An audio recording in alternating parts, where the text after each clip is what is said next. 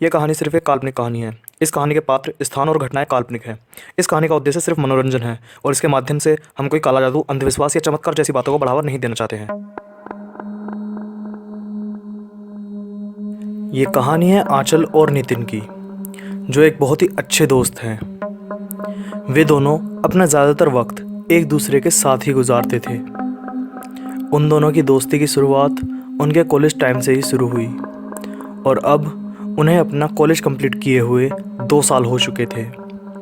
लेकिन उनकी दोस्ती में कोई बदलाव नहीं आया था, बल्कि वो और भी ज़्यादा गहरे दोस्त बनते जा रहे थे। नितिन और आंचल अपने सभी अच्छे बुरे टाइम आपस में एक दूसरे के साथ बांटते थे और नितिन को अब आंचल से प्यार भी होने लगा था। लेकिन उसने आंचल को बिल्कुल भी महसूस नहीं होने दिया कि वो उससे प्यार करने लगा है। आंचल को भी इस बात का एहसास होने लगा था कि नितिन उसको पसंद करने लगा है और उसको भी नितिन बहुत ज़्यादा पसंद था। अब वो उस पल का बेसब्री से इंतज़ार करने लगी कि कब उसे नितिन आई लव यू बोले और कब वे दोनों एक हों। लेकिन शायद उन्हें ये नहीं पता था कि उनकी लाइफ किस मोड़ पर आकर खड़े होने वाली है। एक दिन नितिन और आंचल एक रेस्टोरेंट में बैठे हुए बातें कर रहे थे। तभी नितिन का फ़ोन बजा। हेलो, हाँ भैया, कैसे हो? भाई मैं तो ठीक हूँ, तू बता आ रहा है या नहीं मेरी शादी में? नितिन थोड़ा घबराते हुए बोला। हाँ भैया बिल्कुल, बस अभी शॉपिंग करने ही जा रहा हूँ अपनी दोस्त के साथ। अच्छा भाई, पूरी तैयारी करके आ रहे हो? अच्छा, वो दोस्त जो है ना उसको भी साथ लेके आना, ठीक है ना भाई? ओके भैया, मैं पूछता हूँ उससे। ओके भाई, पूछ ले और परसों पक्का टाइम से आ जाना, ठीक है ना? ओके भैया, बाय बाय। नितिन आंचल से बताता है कि परसों उसके दोस्त के भाई रोहन की शादी है और आंचल को अपने साथ आने के लिए बोलता है। इसके साथ साथ नितिन ये भी सोचता है कि शादी के बाद वो आंचल को अपने साथ कहीं घूमने ले जाएगा और उसको प्रपोज कर देगा। आंचल थोड़ा नखरे करती है, पर आखिर में वो नितिन के साथ चलने को तैयार हो जाती है। उसे अपने शहर से 100 किलोमीटर दूर जाना था, तो वो दोनों अपनी जॉब ख़त्म करके वहाँ के लिए निकलते हैं और आपस में बात करते हुए सफ़र करते हैं। रात के 9:30 बज रहे थे और नितिन ड्राइव कर रहा था। आंचल को नींद की झपकियाँ आ रही थी, तो नितिन उससे कहता है, आंचल तुम आराम कर लो, अभी हमें वहाँ पहुँचने में थोड़ा टाइम लगेगा। और आंचल ठीक है कहकर सो जाती है। नितिन वहाँ जाते हुए रास्ते में लिखा हुआ एक बोर्ड पढ़ता है, जहाँ वो देखता है कि साइड में एक जंगल है जिसके बाद एक लवर्स पॉइंट है और नितिन को इससे अच्छी जगह नहीं मिल सकती थी आंचल को प्रपोज करने के लिए। वो उसे वहीं प्रपोज करने का डिसीजन लेता है। थोड़ी देर बाद वे लोग अपनी मंजिल पहुंच जाते हैं जहां शादी की तैयारियां चल रही थी। वहां वो दिन में सबसे मिलता है और अपने दोस्त से आंचल और अपने बारे में बताता है। वो उन लोगों को बताता है कि आंचल को वो उस लवर्स पॉइंट पर प्रपोज करने वाला है। ये सुनकर उसका दोस्त कहता है, हाँ वो बहुत खूबसूरत जगह है, लेकिन वहाँ कोई लवर्स पॉइंट नहीं है भाई। और ये कहते हुए वो अपने काम में लग जाता है। लेकिन नितिन को इस बात से कोई असर नहीं पड़ा, जबकि ये सुनकर कि वो जगह बहुत खूबसूरत है, नितिन को वहाँ जाने का और भी मन करने लगा। फिर शादी वाले शाम को नितिन को अपनी जॉब पर से कॉल आता है कि उसको अगले दिन सुबह ही अपनी जॉब पर पहुंचना होगा। ये सुनकर वो काफ़ी दुखी हो जाता है और ये बात वो आंचल से बताता है। आंचल भी उसके साथ चलने को कहती है और फिर वे अपने दोस्त से ये बात बताकर वहाँ से शाम को निकल जाते हैं। रास्ते में जाते वक्त वे बहुत थके हुए होते हैं, तो नितिन काफ़ी धीरे धीरे और संभाल कर कार ड्राइव करता है। थोड़ी दूर चलते चलते नितिन को वो जंगल वाली सड़क दिखाई पड़ती है और उसे याद आता है कि उसको आंचल को प्रपोज भी करना है और ये सब करने में वो अब ज़्यादा देर नहीं करेगा। और ऐसी रात में चांद के सामने वो आंचल को बहुत ही रोमांटिक तरीके से प्रपोज करने वाला है। ये सब सोचते हुए वो कार को उस जंगल की तरफ मोड़ लेता है, जिसको देखकर आंचल पूछती है कि वो कहाँ जा रहा है जंगल में।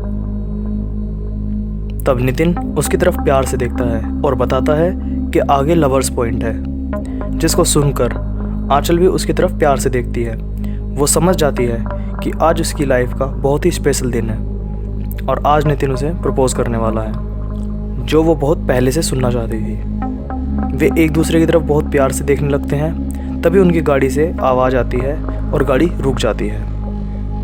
नितिन बाहर निकलकर कार को चेक करता है और कहता है कि आगे उन्हें पैदल ही जाना होगा, गाड़ी को वो आकर ठीक करेगा। और वे दोनों उस सुनसान सड़क पर पैदल ही निकल पड़ते हैं। वे दोनों प्यार में इतने मदहोश रहते हैं कि उनको काली अंधेरी रात से कोई फ़र्क नहीं पड़ता। लेकिन उनको ये नहीं पता था कि उन जंगलों के बीच से कोई उन्हें सुन रहा है और उनकी नसों में दौड़ता हुआ खून महसूस कर रहा है।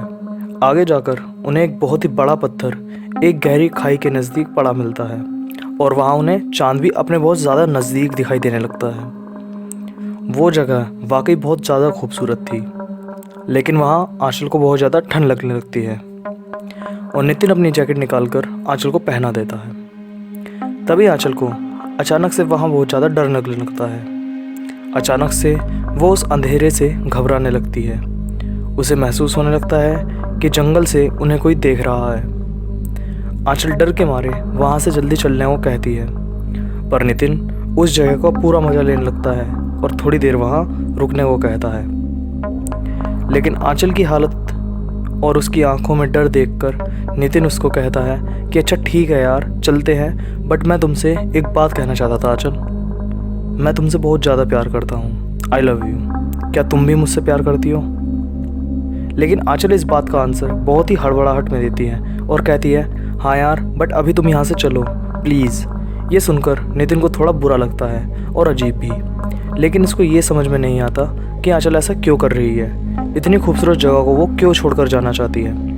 लेकिन उसको क्या पता था कि आंचल की नज़रें क्या देख रही हैं। आंचल के सामने का नज़ारा कुछ और ही हो गया था। एकदम से उसके चारों तरफ लगे पेड़ सूख गए और उन पेड़ों के बीच से उसको एक सुनसान डरावनी हवेली दिखाई दे रही थी। आंचल की नज़रों के सामने ही चांद का रंग बदलकर लाल हो गया था। उसका पूरा बदन ठंडा पड़ गया था। उस डरावने मंजर को देखकर आंचल नितिन से यहाँ से चलो बोलते हुए वहाँ बेहोश होकर गिर जाती है। आंचल की हालत देखकर नितिन जल्दी से कार की तरफ पेट्रोल लेने के लिए भागता है ताकि वो वहाँ आग जलाकर आंचल को ठंड से बचा सके। वो यहाँ आया ही क्यों? अपने इस डिसीज़न और अपने आप को कोसते हुए जब नितिन वहाँ पहुँचता है तो वो देखता है कि आंचल आराम से उस बड़े पत्थर पर बैठी है और चांद को बहुत ही प्यार से घूर रही है। उसका पूरा बदन पीला पड़ चुका है और उसकी आंखें चमक रही हैं। इन सभी बातों को नोटिस करते हुए नितिन उसे आवाज़ लगाता है, आंचल क्या कर रही हो तुम वहाँ पर, और तुम बेहोश कैसे हो गई थी? चलो आओ, मैं आग जला रहा हूँ, आकर अपना शरीर सेक लो। देखो ठंड के मारे तुम्हारी बॉडी पीली पड़ चुकी है। उसको सुनकर वो नितिन की तरफ देखती है और अपने मुंह से टपकती हुई राल को पोंछती है। वो पत्थर से नीचे आकर नितिन से पूछती है, नितिन तुम मुझसे प्यार करते हो ना? नितिन ये बात सुनकर थोड़ा चौंक जाता है, लेकिन बहुत खुश भी होता है। वो कहता है, लेकिन क्या फ़ायदा, तुम तो शायद मुझसे प्यार नहीं करती। उसकी बात पूरी भी नहीं होती और आंचल उसके होठों पर किस कर देती है। नितिन को उसका ये एहसास पहली बार आया था और इस सब में वो अपने और आंचल के साथ हुए सारी चीज़ें भूल जाता है। लेकिन आंचल का वहाँ कुछ और ही मतलब था। वो नितिन के होठों को काटकर उसमें से खून निकाल देती है और उसे चखने लगती है। जैसे ही नितिन को दर्द का एहसास होता है वो झटके से उसको पीछे हटा देता है और कहता है, आउच, तुम्हारे दांत कुछ ज़्यादा ही नुकीले हैं, मैंने पहले कभी उन पर ध्यान नहीं दिया। आंचल अपने मुंह से खून पोंछते हुए उसकी तरफ देखती है और मुस्कुराती है। नितिन कहता है, चलो कार की तरफ चलते हैं, उसको ठीक भी करना है। ये सुनकर वो कहती है, ओके चलो चलते हैं, और जाते वक्त चांद की तरफ देखकर मुस्कुराने लगती है। असल में चांद का रंग भी गहरा लाल हो गया था और रात भी काली होती जा रही थी। नितिन और वो आपस में बात करते हुए चल रहे होते हैं और आंचल उसकी हाँ में हाँ मिलाते हुए चेहरे पर एक सुनसान मुस्कान लिए हुए चल रही होती है। अचानक से उन जंगलों से कुछ आवाज़ें आने लगती हैं, जिसको सुनकर वे दोनों डर जाते हैं और नितिन आंचल का हौसला बढ़ाते हुए कहता है, रुको मैं देख कर आता हूँ यार, तुम चिंता मत करो। वो थोड़ा अंदर जाकर देखता है तो वहाँ एक चमगादड़ गिरी हुई छटपटाती हुई नजर आती है। और जैसे ही वो ये बात आंचल को बताने के लिए पीछे की तरफ मुड़ता है तो वो देखता है कि आंचल उसके बिल्कुल पीछे खड़ी है और मुस्कुरा रही है। उसकी दोनों आंखें बंद थी। जैसे ही नितिन आंचल से पूछता है ये क्या हुआ आंचल, आंचल अपनी बदली हुई चमकदार आंखें खोलती है और अपने नोकीले दांतों से नितिन पर झपट पड़ती है। नितिन दर्द के मारे चिल्लाता है और फिर खामोशी से आंचल को अपना खून चूसने देता है। उसको दिखाई देता है आंचल के कमर से चमगादड़ वाले पंख निकल आए हैं और वो देखता है कि उसकी गर्दन पर खून चूसने के निशान हैं। अब उसको समझ में आता है कि वो एक वैम्पायर बन चुकी है और आज नितिन का आखिरी दिन है। आंचल बड़े ही प्यार से उसका खून पी रही होती है और उसको पूरी तरह मारने के बाद वो ज़ोर ज़ोर से हंसने लगती है जैसे कि उसकी जन्मों की प्यास मिटी हो। फिर वो नितिन को उठाकर उन पेड़ों के पास उस हवेली में ले जाने लगती है। जैसे ही वो उस हवेली के दरवाजे पर पहुंचती है उसका दरवाज़ा खुद ब खुद खुलता है और उनमें से दो लाल आग चमकती है और अंदर से एक डरावनी हंसी की आवाज़ गूंजती है। और फिर आंचल नितिन की डेड बॉडी को उस हवेली के अंदर लेकर चली जाती है।